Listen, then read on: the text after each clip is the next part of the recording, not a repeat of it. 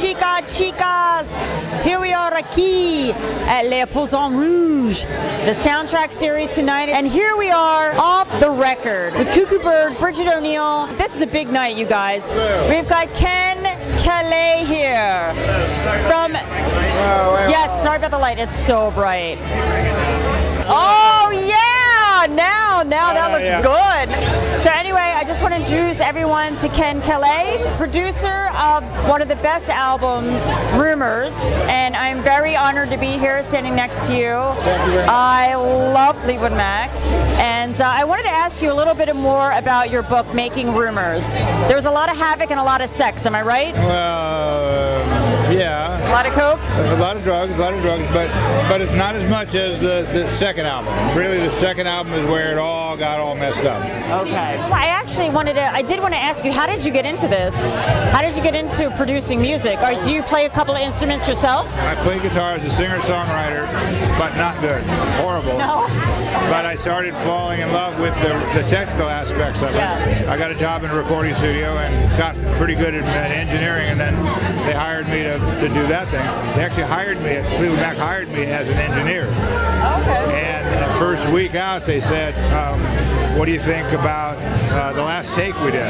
Was that better than the one before? I said, I don't know. I was working with the sounds on the EQ. They said, well, start paying attention. I said, well, you can come in and listen. They said, we don't want to come in and listen. We want you to pay attention. Now, start telling us whether the tempos are better and pay attention to the big picture. So they taught me, basically. They made me learn to be a producer.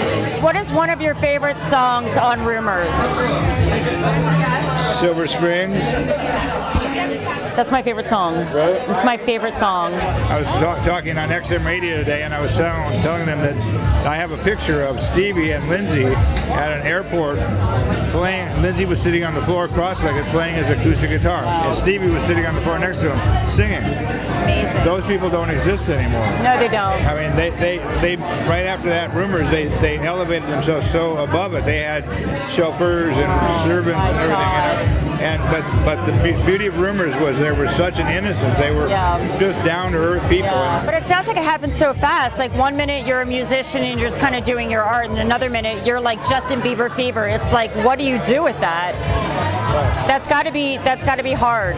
Christy McVie's voice is so different than Stevie's, and you were saying in the book that you recorded Christy in the amphitheater or somewhere in Berkeley to get that voice. Did you find it hard in producing both those voices? Because I think they're so different. No, not at all. I mean, they both have great voices to record. But Stevie, we did Dreams when we recorded Dreams. She came into the studio and about an hour after she had written it, she had just made it, and we recorded the track, and she did her lead vocal on it. And later on, we spent a lot of time trying to redo the lead vocal, but we could never get that passion that was only an hour old, you know. I don't think I've ever heard a voice like Stevie since Stevie. I think there's a lot of people that try to replicate it, but there's just not another Stevie. She's from Arizona, right? Right. And most of the rest of the band is from the UK, is that correct? Well, Except for Lindsay? Lindsay were both Northern California hippies, right? Pot smoking, and then the other three were British blues band drinkers, alcoholics, right? Yeah. So it was always the alcoholics versus the hippies, and blues versus for folk music. Yeah. If you could have produced an album in the past 20 years, is there any album that you feel is so strong that you thought, God, that was great, I would love to have produced that? I mean, Joni Mitchell, maybe, Blue or something. That's a classic album. Oh, I love that. Steely Dan, Paul McCartney's first solo album. Yeah. I mean, hundreds of records. But how about what's next for you? Are you going to write another book about Tusk? I think a lot of fans would love to read that one too. No, it's really going to be hard because, like I said, they changed so much. In the second record, the drugs were much more prevalent, the egos were prevalent, and I don't want to be the guy that's putting down the band all the time. I want to make it. We did a lot of genius stuff. I just got to figure out a way of saying it so that it's positive and not negative. Yeah. Because I think the Rumors book was a very sweet story. It ended happier than it began. Oh, that's good. Yeah. I'm glad to hear a happy ending.